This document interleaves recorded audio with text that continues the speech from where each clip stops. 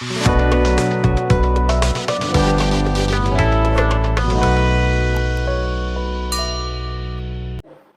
नया chapter start कर दे रहे हैं जिसका नाम है लाइफ प्रोसेस।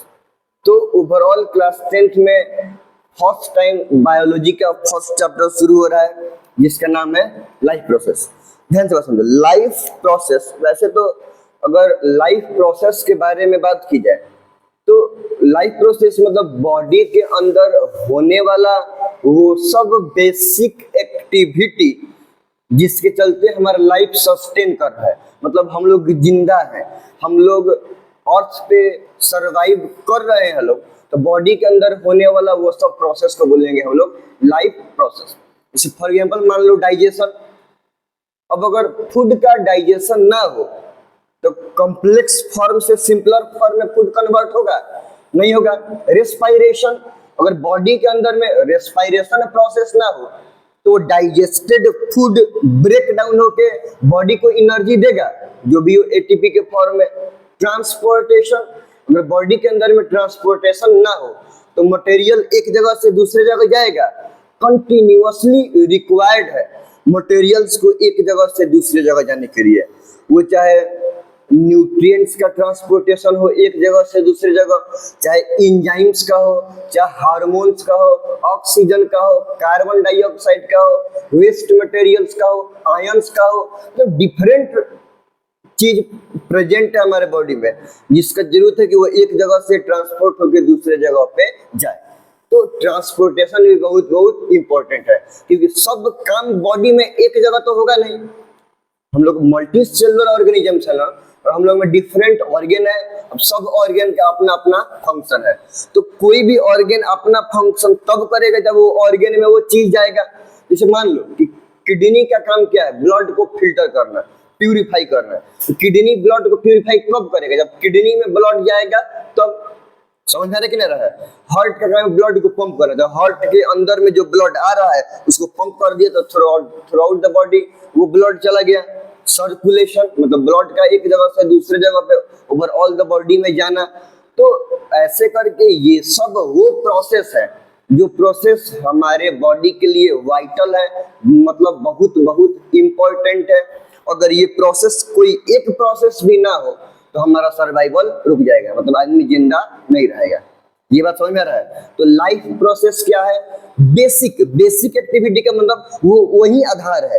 मतलब वो अगर नहीं रहे, उसमें से कोई एक भी अगर नहीं रहे तो हम क्या, हमारा लाइफ क्या होगा कि सस्टेन नहीं होगा।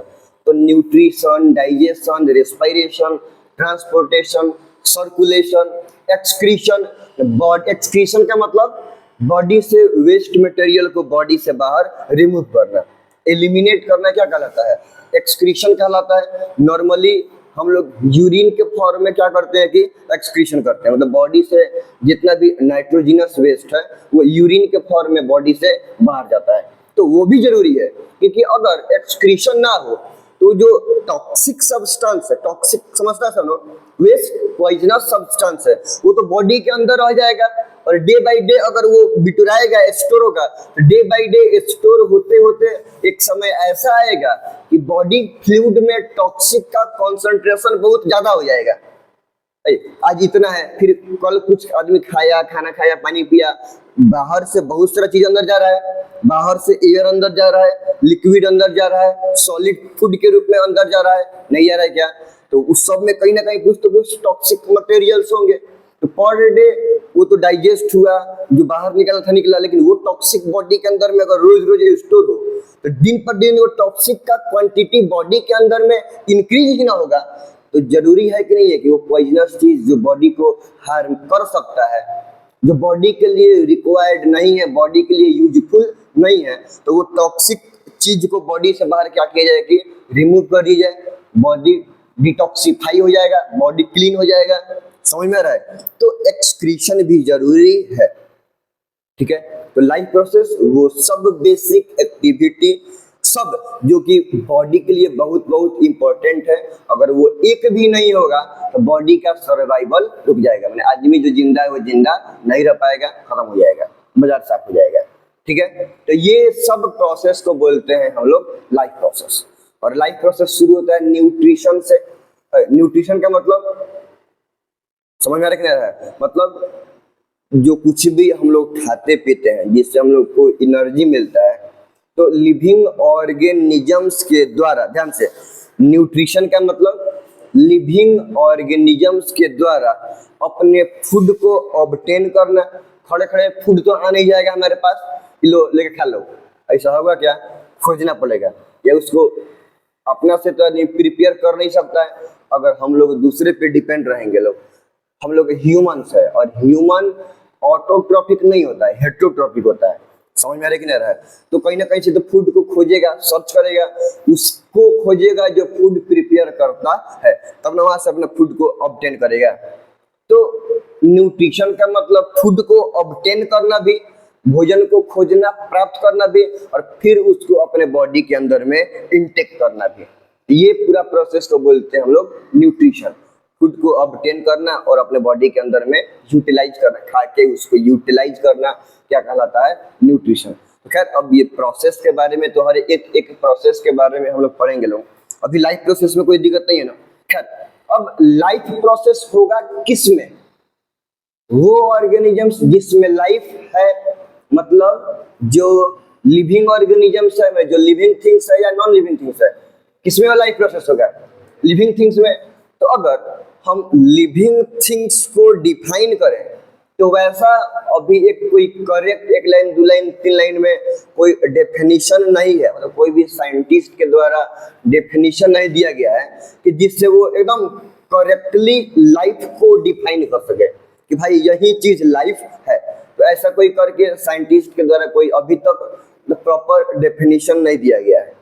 तो अगर अभी भी हम लोग लिविंग ऑर्गेनिजम्स के या लाइफ के बारे में, समझ में आ रहा है क्या बोल रहे हैं? लाइफ के बारे में या लिविंग ऑर्गेनिजम्स के बारे में बात करते हैं, तो ओवरऑल लाइफ या लिविंग ऑर्गेनिजम्स के बारे में कोई परफेक्ट डेफिनेशन है नहीं। तो हम लोग बस समझने के लिए लाइफ को या लिविंग ऑर्गेनिजम्स को समझने के लिए लिविंग और नॉन लिविंग ऑर्गेनिजम्स को डिस्टिंग्विश कर देते हैं, जिससे पता चले कि हाँ वो भाई ये प्रॉपर्टी नहीं है इसलिए वो नॉन लिविंग है, और इसमें ये प्रॉपर्टी है इसलिए ये क्या है कि लिविंग है। समझ रहा क्या बोला है? हम क्या बोले कि लाइफ का कोई प्रॉपर डेफिनेशन प्रेजेंट नहीं है, इसलिए लाइफ या लिविंग ऑर्गेनिजम्स को समझने के लिए अब डेफिनेशन रहता तो हम डेफिनेशन लिख के याद कर लेते हैं, समझ लेते हैं, तो पता चल जाता कि लाइफ क्या है, लिविंग ऑर्गेनिज्म क्या है। लेकिन कोई डेफिनेशन तो अभी है नहीं, या अभी तक के लेवल में पढ़ने के लिए जब डेफिनेशन नहीं है तो बस फिलहाल में समझने के लिए हम क्या करते हैं कि लिविंग ऑर्गेनिजम्स को नॉन लिविंग से डिस्टिंग्विश कर देते हैं, उन्हें डिफरेंशिएट कर देते हैं कि क्या क्या प्रॉपर्टी है जो नॉन लिविंग है और क्या क्या प्रॉपर्टी है जो लिविंग है। मतलब कैसे living organisms non living thing से अलग है। ठीक है, जब हम लाइफ या लिविंग ऑर्गेनिजम्स के बारे में बात करते हैं तो हम लोग डिफरेंशिएट करते हैं लिविंग ऑर्गेनिजम्स में और नॉन लिविंग ऑर्गेनिजम्स में।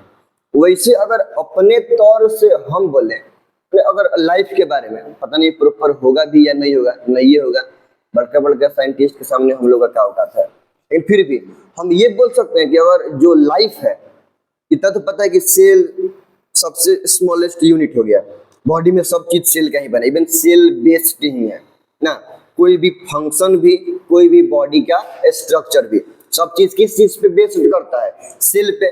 यूनिट तो ओवरऑल वही है। तो अब सेल से बना टिश्यू, टिश्यू से ऑर्गन, ऑर्गन से ऑर्गन सिस्टम, और एक लिविंग ऑर्गेनिजम्स में बहुत सारा ऑर्गन सिस्टम होता है, और सब ऑर्गन सिस्टम बॉडी के लिए बहुत बहुत इंपॉर्टेंट होता है, क्योंकि एक ऑर्गन सिस्टम में डिफरेंट ऑर्गन होगा। तो एक ऑर्गन सिस्टम को अगर हम हटा रहे हैं तो सब का सब वो ऑर्गन सिस्टम में जितना ऑर्गन आएगा वो सब की भी हटाना होगा। बॉडी से एक ऑर्गन को रिमूव करने पर प्राण निकल जाएगा। एक ऑर्गन सिस्टम जिसमें बहुत सारा ऑर्गन है उसको तो रिमूव करने के बारे में सोच ही नहीं सकते हैं। समझ में आ रहा है? तो हम ये बोल सकते हैं कि लाइफ या फिर लिविंग ऑर्गेनिजम्स एक कोलैबोरेशन है बहुत सारे ऑर्गन सिस्टम का। मतलब एक लिविंग ऑर्गेनिजम्स में डिफरेंट बहुत सारे ऑर्गन सिस्टम होते हैं। अगर हम ही के बारे में करते हैं, हमारे अंदर में एक ऑर्गन सिस्टम है, हम लिविंग ऑर्गेनिजम्स हम लोग हैं, लोग कि नहीं है, तो हमारे अंदर में एक ऑर्गन सिस्टम है कि बहुत सारा ऑर्गन सिस्टम है। डाइजेस्टिव सिस्टम है, एक्सक्रीटरी सिस्टम है, रेस्पिरेटरी सिस्टम है, नहीं है क्या, सर्कुलेटरी सिस्टम है, जिसमें सर्कुलेटरी सिस्टम जिसमें ब्लड आता है, ब्लड वेसल्स आते हैं, हार्ट आता है, समझ में आ रहा है कि नहीं आ रहा है। तो हमारे अंदर में बहुत सारा ऑर्गन सिस्टम है।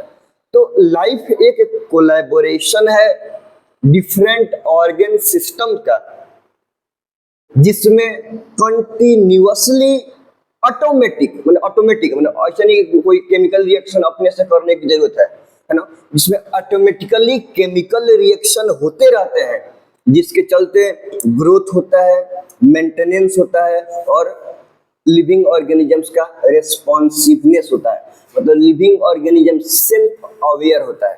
जैसे कि अगर हम लोग को भूख लगता है तो कुछ बाहर से कोई चीज खाने का मन करता है, समझ रहे ना, प्यास लगता है तो कहीं से आदमी पानी का सर्च करता है, कहीं से पानी मिल जाए। और गर्मी का दिन है तो सबसे पहले फ्रिज खोल के देखेगा उसमें ठंडा पानी रखा हुआ है कि नहीं रखा हुआ है।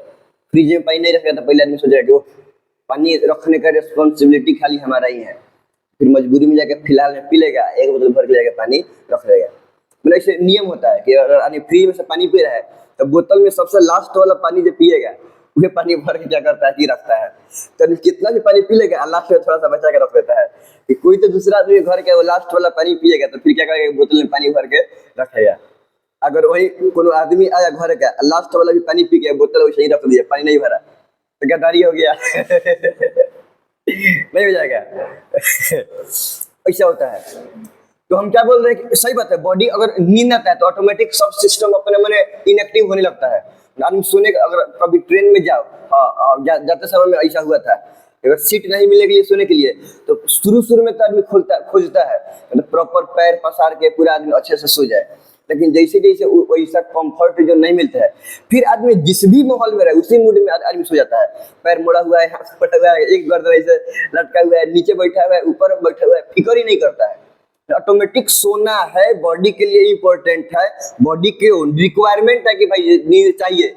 तो ऑटोमेटिक जिस भी मूड में रहे, जिस भी पोजीशन में रहे उस पोजीशन में नींद आ जाएगा और आदमी बाकी सब चीज का परवाह किए हुए ऑटोमेटिक सो जाएगा, है ना। तो हम क्या बोल रहे थे कि लाइफ एक कोलैबोरेशन है डिफरेंट ऑर्गन सिस्टम का, जहां पे ऑटोमेटिक केमिकल रिएक्शन कंटिन्यूअसली होते रहते हैं, जिसके रिजल्ट के रूप में बॉडी का ग्रोथ होता है, मेंटेनेंस होता है और बॉडी अपने लिए सेल्फ अवेयर रहता है, ताकि आदमी जिंदा ही रहे तो मरने के तरफ ना जाए। समझ में आ रहा है। तो बॉडी अपने लिए सेल्फ अवेयर रहता है। तो बस इतना बात, 2 लाइन हम बोलना चाहेंगे लाइफ के बारे में, लेकिन हमको भी नहीं लगता है कि ये परफेक्ट होगा। खैर परफेक्ट होने से पहले एक शुरुआत तो इम्पोर्टेंट है कि हाँ कंप्लीट बात नहीं हुआ, आधा बात आया, फिर आगे और ज्यादा मॉडिफाई होगा तो थोड़ा सा और ज्यादा बात आएगा, और मॉडिफाई होगा तो और ज्यादा बात आएगा। खैर ऐसा करते करते धीरे धीरे चलेगा। तो अभी फिर इतना बात पहले लिख लिया जाए। अच्छा, अगर हम डिफरेंस पूछे लिविंग ऑर्गेनिजम्स और नॉन लिविंग ऑर्गेनिजम्स का तो बता सकता है सब डिफरेंस। अच्छा पहले इतना लिख लिया जाए, उसके बाद में इसके बारे में चर्चा की जाएगा। लाइफ प्रोसेस,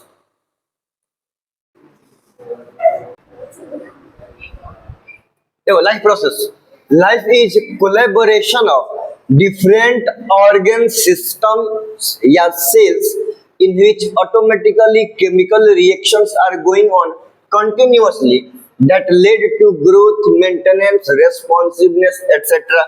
कहने का मतलब है कि लाइफ एक, अगर मल्टी सेलुलर ऑर्गेनिजम्स के बारे में बात करें, एक कोलैबोरेशन है जिसमें बहुत सारा ऑर्गन सिस्टम है, वो सब ऑर्गन सिस्टम अपना काम कर रहा है और वो सब के अंदर में ऑटोमेटिक लगातार केमिकल रिएक्शंस हुए जा रहा है। तो 24 आवर हमेशा ऑटोमेटिक कंटिन्यूअसली केमिकल रिएक्शन हुए जा रहा है, जिसके चलते बॉडी का ग्रोथ हो रहा है, मेंटेनेंस हो रहा है, रेस्पॉन्स शो कर रहा है और भी बहुत सारा कुछ। ठीक है, तो बॉडी सरवाइव करने के लिए, जिंदा रहने के लिए सेल्फ अवेयर है। और यूनिसेलुलर ऑर्गेनिजम्स के बारे में बात करें तो उसमें क्या हो, तो एक सेल से बना हुआ है, तो एक सेल ही वो सारा लाइफ प्रोसेस करेगा जो मल्टी सेलुलर ऑर्गेनिजम्स में डिफरेंट डिफरेंट ऑर्गन्स करते हैं, मतलब डिफरेंट डिफरेंट ऑर्गन सिस्टम करते हैं। मतलब वो एक सेल ही न्यूट्रिशन करेगा, डाइजेशन करेगा, रेस्पिरेशन करेगा, एक्सक्रीशन करेगा, रिप्रोडक्शन होगा, सब का सब वो एक सेल ही करेगा। ठीक है, इसलिए यूनिसेलुलर ऑर्गेनिजम्स बोलते हैं। मतलब स्ट्रक्चर में तो एक ही सेल से बना हुआ है, लेकिन फंक्शनली वो इक्विवेलेंट है मल्टी सेलुलर के जैसा। जैसे मल्टी सेलुलर में different different group of cells के द्वारा जो सब बेसिक फंक्शंस होता है, वो सब बेसिक फंक्शंस ये इकलौता एक सेल ही क्या करता है कि कर देता है, इसलिए बोलते हैं यूनिसेलुलर ऑर्गेनिजम्स।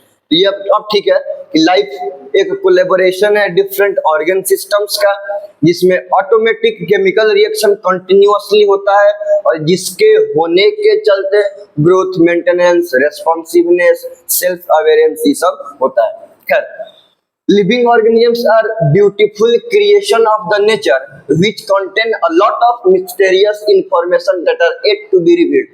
ऐसा नहीं होता है कि ऐसा थोड़ी है कि जैसे कि अभी भी वैसा बोला जाता है कि भाई समंदर के लाइफ के बारे में बहुत सारी चीज पता है, लेकिन अभी भी आधा से अधिक मतलब समंदर का पार्ट, ओशन का पार्ट मिस्ट्री से भरा हुआ है। मतलब पता है लेकिन फिर भी इन डेप्थ अगर हम बोले कौन कौन से और डिफरेंट टाइप के स्पेसीज होंगे, वो कैसे एक्टिविटी करते होंगे, तो अभी भी मतलब एक मेजर पोर्शन ओशन का ये रिवील करना बाकी है, या फिर उसमें कौन कौन से लिविंग ऑर्गेनिजम्स हैं, कैसे हैं, इस सब के बारे में पता नहीं है।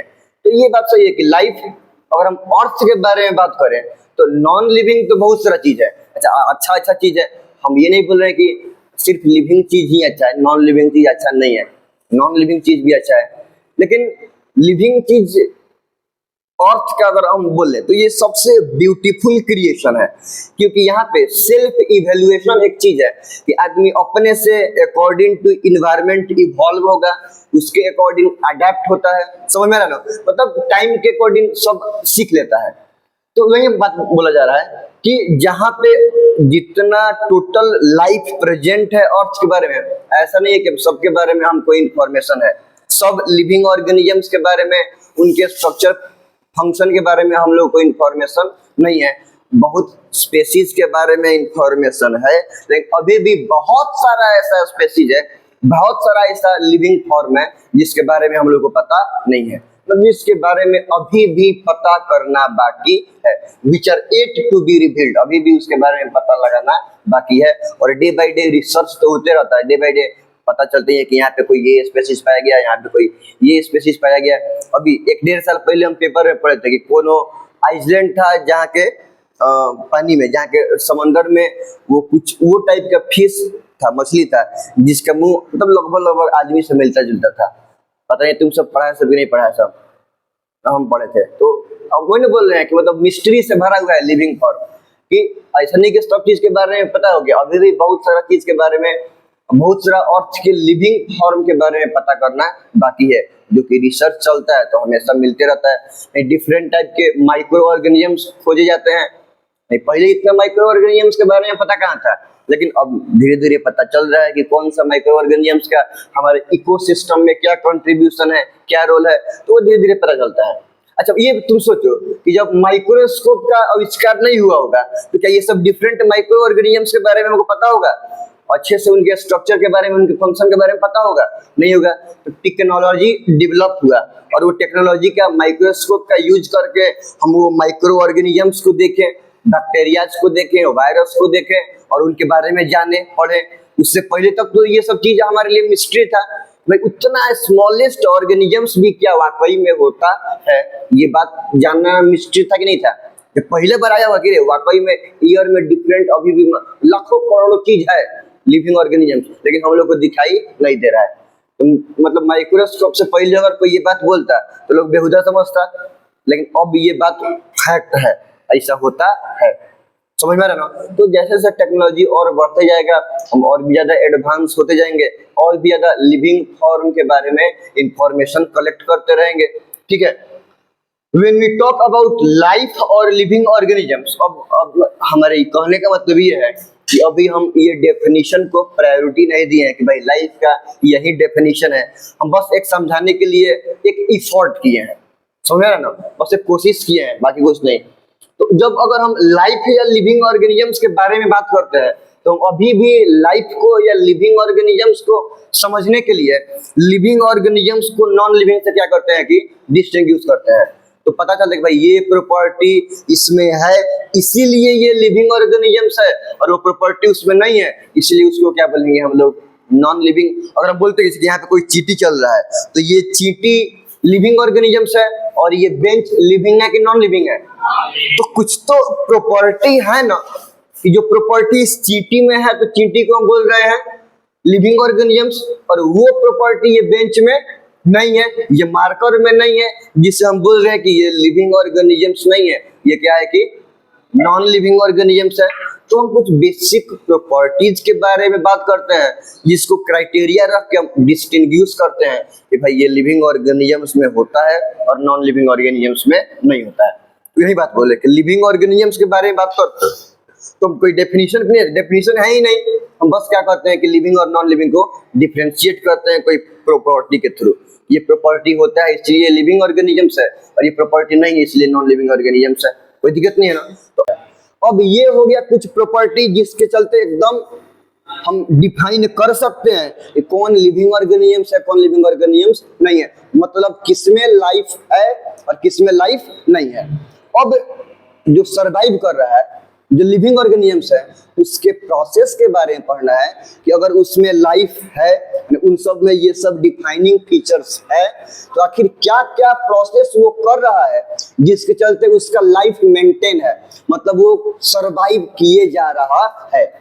तो बॉडी के अंदर में कुछ प्रोसेस है जो हमारे सर्वाइवल के लिए बहुत बहुत इंपॉर्टेंट होता है, वो सब प्रोसेस को ही बोलते हैं हम लोग लाइफ प्रोसेस, ठीक है। तो वो प्रोसेस जो बॉडी के लिए बहुत बहुत इंपॉर्टेंट होता है, सर्वाइवल के लिए जरूरी होता है, अगर नहीं हो, एगो नहीं होता नहीं मर जाएगा, तो वो इतना इंपॉर्टेंट सोचो कि अगर एगो नहीं हो तो आदमी क्या होगा कि मर जाएगा। तो उन प्रोसेसेस को बोलते हैं हम लोग लाइफ प्रोसेस।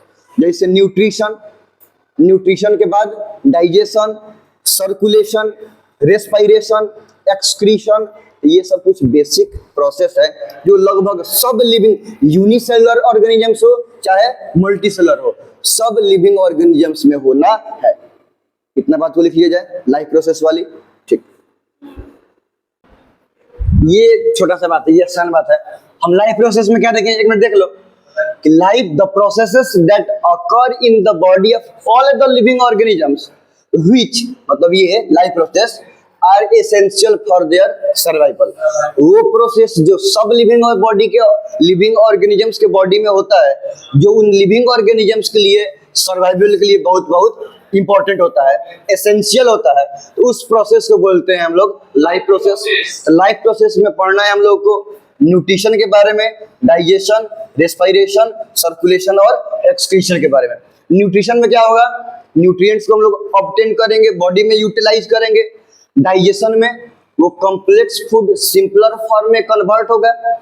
रेस्पिरेशन में डाइजेस्टेड फूड का रेस्पिरेशन होगा तो एनर्जी का रिलीज होगा। सर्कुलेशन में ट्रांसपोर्ट होगा एक जगह से दूसरे जगह।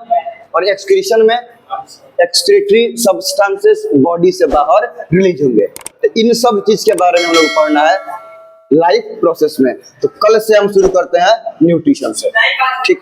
हाँ।